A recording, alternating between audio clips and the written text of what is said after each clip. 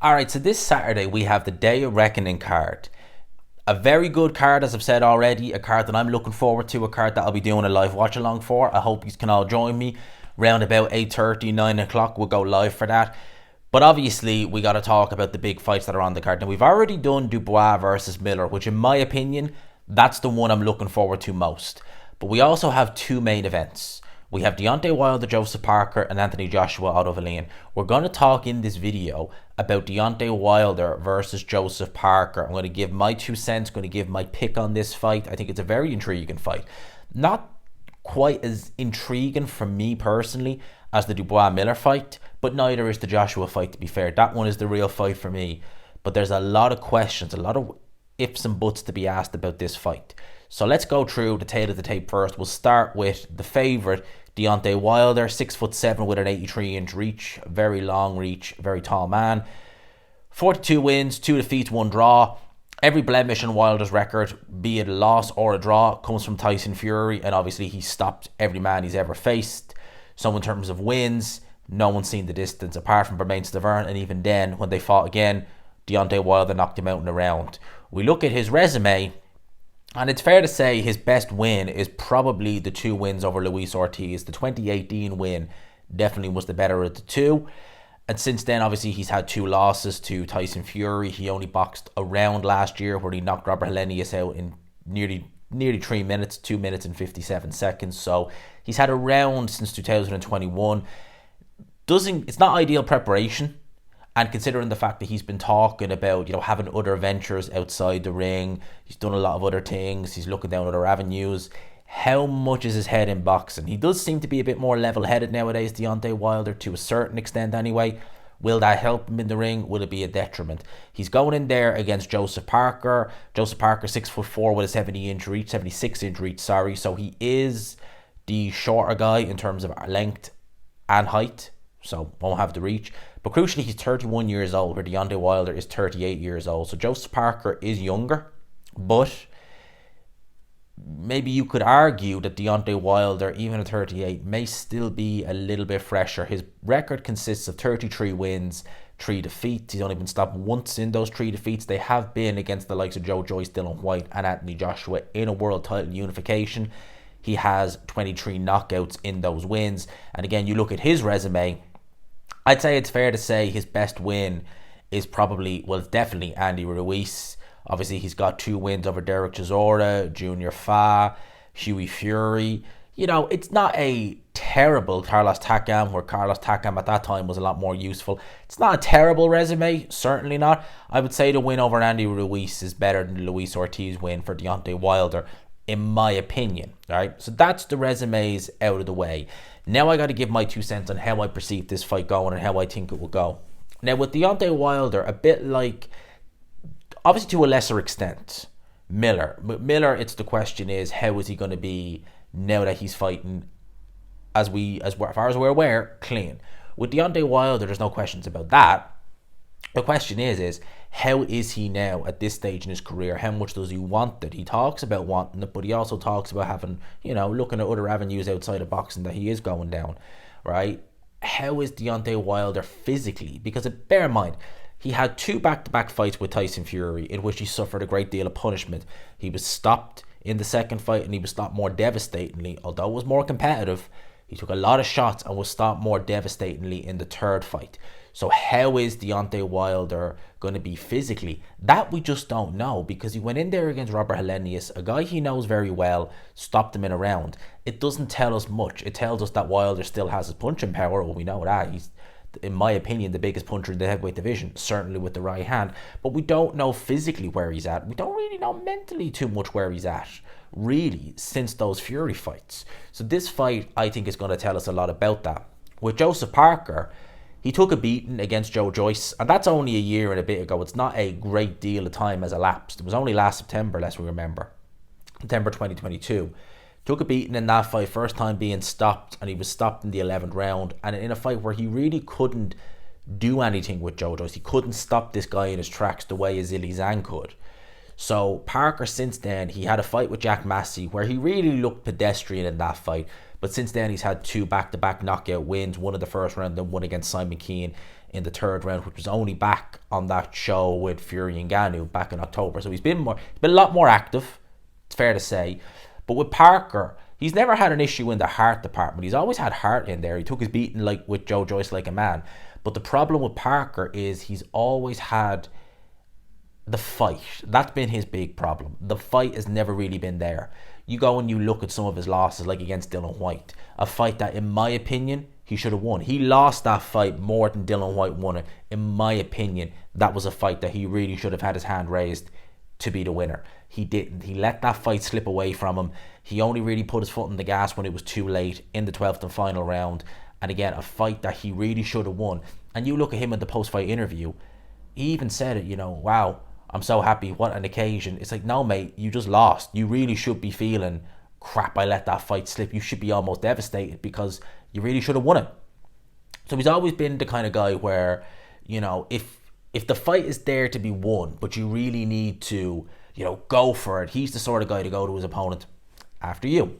He can't do that in this fight. Andy Lee is talking about, maybe having him box, having him move, and Joseph Parker is the better of the two in terms of boxing, yeah. But I don't think, here's the thing, right? I think that with Joseph Parker, yeah, he's a decent boxer, but he's not, as I said yesterday about Miller, he's not Pernell Whitaker in there. He's there to be hit. He can be hit. He's been hit plenty of times in his career, even when he's been looking to box and play a bit more of a defensive game. Joshua was able to find him with a couple of shots. He took them quite well in that fight, and that fight was a bit of a stinker, it's fair to say. But, Deontay Wilder's a different kettle of fish altogether. He will be, and that was a much fresher Parker, need we forget, right? That was a much fresher Parker. That was a much lighter Parker. He was in the 230s in that fight. He's been weighing in lately in the 250s, and he's in that Fury camp. I worry if he has that mindset now that bigger is better. And the fact that he's looked quite devastating in his last 2 fights, where he's been heavier, will lead him to think, I need to be heavy against Deontay Wilder. I think that's a recipe for disaster right there. I think if he is going to box, he needs to be light. He needs to be light on his feet. He needs to be able to get in and out of range. He needs to be able to get out of range quick enough and have the foot speed quick enough to be able to get in, land his combinations, because he's the faster hands and he's the better on the inside, but he needs to have the foot speed to be able to get out of range like that. Bit like what Fury did in their rematch. If he doesn't have that, he's going to get caught. He's going to get caught. He needs to be aggressive, but he needs to know when to be aggressive, when to get in, and when to get out, and do it fast. Because if he's a split second too slow, it's over. It's over. Simple as, it's over. Deontay Wilder just needs one shot against anybody. That's all it takes. That's a worry for someone like a Joseph Parker, who, when you even see him in the low 240s, you see a noticeable difference in foot speed. His foot speed is noticeably slower. He's been weighing in the mid 250s. If he comes in the mid 250s, or God forbid even heavier, he's done. He's finished. He's finished before he's even gone in there. He's done, in my opinion. I said that with the Joe Joyce fight, and I'm going to say it this time. If he comes in too heavy, he's finished. Right? He needs to come in a bit lighter. He needs to be aggressive, yes, but he needs to use his superior footwork and foot speed to be able to get out of range. Andy Lee is talking about trying to, if you're either too close to Wilder, that isn't the worst thing because he's not great on the inside, and if you're too far, it's taking the sting off the shot. It's that mid-range where the power is there, where that main kind of boom of the shot is. It's mid-range, where you need to be getting out of mid-range quick then. If you're Joseph Parker, you don't need to be sticking around. You're going to need foot speed to do that. If he's too heavy, he won't have that. He's going to need to pressure Deontay Wilder, let shots go, let combinations go. But this is Joseph Parker we're talking about. I don't think he's going to have it in him. I don't. I've tried with Joseph Parker several times. He's a talented fighter. I've thought he could do this, he could do this, he could do X, Y, and Z, and he's not done it. And I don't think he's going to do it now. He's only 31 years old. He's not old, but I just don't. I think he's never done it before. Why should he do it now? Or why do I think it's going to be any different now? Whereas Deontay Wilder, again, question need to be asked to him: how is he going to be physically after the 2 Fury fights? He took a lot of punishment. How is his punch resistance going to be following on from that? Because he was quite badly hurt and knocked out in the 3rd fight. Can Joseph Parker hit hard enough to damage him? Yeah, I think he probably could, to be fair. So Wilder's going to need to be careful of that. How is his timing going to be? Wilder relies a lot on his timing. It's always been the way, and he's always been active, so he's been able to find that timing. At this point now, he's had much in one round in 2 years. He's not active enough. How is that timing going to be? How is his mindset? Does he still have the hunger for battle? I think he will. I think that Deontay Wilder, say what you want to say about him, he has heart, he has the warrior spirit, and he doesn't just have heart in the sense that he'll keep going. If he needs to grab a fight by the scruff of the neck and win it, he will do that as well, unlike Joseph Parker, in my opinion.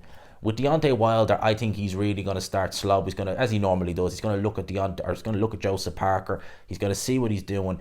If Joseph Parker is too slow with his feet, if he keeps his head split on centre line, Wilder won't have any problem. He'll do what he normally does. He'll use that jab, not even to hurt Joseph Parker or anything like that. It's just to kind of, there's the range, boom, here's the right hand. And I think that's pretty much what he's going to do. I think he's just going to look for the right hand from the opening bell. He'll look to land those counters. He'll read what Joseph Parker's doing. If he's doing the same thing over and over again, if he's doing the same movement over and over again, a bit like the Spilka fight, he was moving a lot, but eventually Wilder was able to read the movement, see where his head would be. He's like, right, if you do this, I'm going to do this. And we saw what happened. Spilka absolutely got his head taken clean off his shoulders. I don't think it's going to be quite as devastating as that, but I think that it's only going to be a matter of time before Deontay Wilder lands the right hand, takes Joseph Parker out, and I think he's going to do it between rounds 5 through to about 8. A lot more confident in this pick than I was yesterday. Joseph Parker, look, he's a good heavyweight, and he may very well be the best win on Deontay Wilder's resume if he wins on Saturday. I think he's going to win Deontay Wilder. I think he's going to knock Joseph Parker out. I think Parker's going to come in heavy. His foot speed isn't going to be there. He's going to be too slow of foot. He's going to stay in range too long, and he's going to get countered. Or Deontay Wilder's going to find him anyway. He's going to land the right hand, take Joseph Parker out. That's my pick for this fight. Yes, there is some unknowns in there. You could ask questions. How is Wilder going to be mentally? How is he going to be physically? I don't think this is the fight that's going to show him. I think it would be an Anthony Joshua fight that would show it. I think that's the one that it would. And I think that given the fact that likelihood is they both win, we get that fight next, likelihood is both guys are going to come true. I think if there was an upset, this would be the fight I would envision an upset, because we just don't know how Wilder really will be. But I think that he's not going to be the 2019, 2018 Wilder, but he won't be far away from it. He won't be as far as some people are saying he will. So for me, Wilder to win this fight by KO, mid-rounds. Let me know your thoughts in the comment section below. I hope you enjoyed the video, people. As always, if you could, smash the like button. Hit subscribe, of course, if you haven't already. For now, I'll leave you with that. Peace.